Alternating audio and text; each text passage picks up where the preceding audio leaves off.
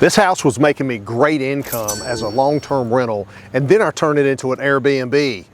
Did that move make sense? Let's find out. So if you're new here, I'm Greg Lafferty, the Rocket Guy with 30 years of real estate investing, and I'm here to share it all with you. So come take a ride on our journey as we talk about real estate investing together. It was making me great revenue as a long-term rental, but you know what? The numbers might surprise you. Let's talk you through the deal. So I bought this home many years ago as part of a package as a portfolio from another investor who was retiring. And I think I bought it for like $30,000, which is a crazy deal. But when you buy in bulk, you save, just like going to Sam's or something. So that's what I did. And of course, I've had to put a ton of money into it. It was not this good looking when I first got it. And I kept it for a long-term rental for, I don't know, maybe 5 or 10 years, over 5 years. And then eventually turned it into an Airbnb. Kind of got the thought that, hey, you know, could I get more than about $1,000, $1,200 a month on an Airbnb and make it worth it for all the cleaning expenses and utilities and other things you'd have to kind of pick up. So, but otherwise, it's been a great product for me ever since I bought it. This property is near a local downtown community, but very residential, not resort-like. And at first when somebody said, hey, you should do short-term rentals, I thought, you are crazy. Who's gonna come here and visit? And that's been one of the funnest things, I think, is to kind of figure out why people come to town, right? We're near a speedway, so there's races a couple times a year, but there's also weddings and funerals and graduations and other family events. We've had people come in that want to just stay to see the birth of their grandchild and hang out a little bit for a week or two. So that's been a lot of fun, but we are not in some kind of big vacationville. And that's been a challenge, but also exciting and kind of different to watch. So this property made about $1,000 a month as a rental. Question is, could Airbnb do better? So let's break it down. So to take a property from a long-term rental to an Airbnb, there's a lot of changes. A lot of thought has to go into it, and I'm no genius. But thankfully, there's a lot of online resources and user groups and other things that were really helpful. But things like furniture, right? Long-term rental typically doesn't come furnished. So furniture, silverware, it's almost like outfitting your kid's dorm room, right? You have to kind of go, okay, here's your first apartment and load it up. And everything from a Keurig to washer and dryer and all those things that you're probably not gonna put in a long-term rental. So it was a lot of upfit and a lot of thought. And so when somebody comes into an Airbnb, they wanna feel like, oh, this is their home away from home. And there always has to be some kind of extra feature that stops the scroll, is what people say. So as you're kind of scrolling through all the Airbnb options, you know, what's gonna draw them to your listing? And that was kind of a challenge. But hey, look, you know, with practice makes perfect, right? Perfect practice makes perfect. So you have to try things and adjust things and move things along.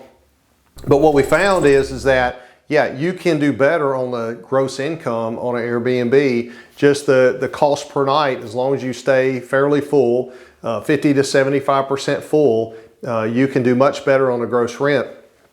But then you have to take into account that you are paying for all the utilities, the cleaning fees and other things like that kind of come out of all that. So the net is more than on a long-term rental, but it's not like 3X. It's more like 1.5, 2 times here. Now in a vacation land, right, you go to the beach or the mountains or some kind of what we call a destination place. Of course, they can charge a premium, and that's why you have the big vacation homes and 10 bedrooms, all that kind of stuff. Take your whole family and work conferences and other things like that. But here in like a little small municipality, you kind of have to tailor to that too. So you can do better, but it's not as good as advertised. So you just watch your numbers.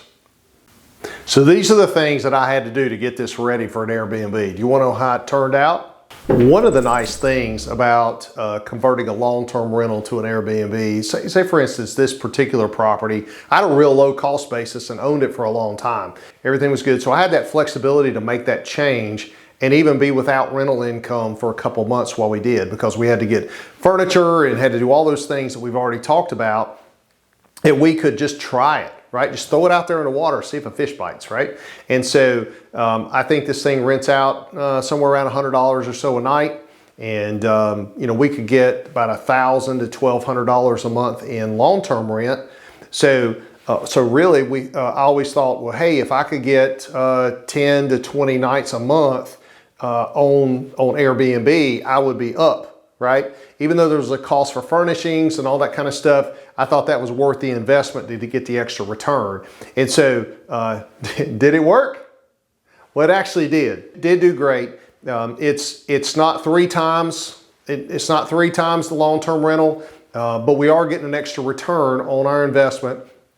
It's tracking somewhere between 1.5 and 2 times, and so that's fair, right? If you could get 2 times the rent even after the utilities and fees and other things like that, it starts to kind of whittle down. You're still above where you would have been, and it's just a fun experience. I enjoy interfacing with some of the guests that come in and taking care of them and making sure they enjoy our community. So it's a neat little community impact too, to be able to outreach and allow other people to come and experience what we have in our area. So Airbnb's been a fun adventure, and I think it's done real well for us. I think it's well worth the investment. But the beauty about real estate is you can invest all different kinds of ways and try to figure out what makes sense in your market with your product to your client. So next up with this property, we're going to take this to a long-term furnished rentals. And so to see if we can get more stability in the tenant and the client base, and also a little bit less owner involvement, but yet still get an uptick in the rent. So subscribe to this channel, stay tuned. Let's see how this works out as we play with real estate investing.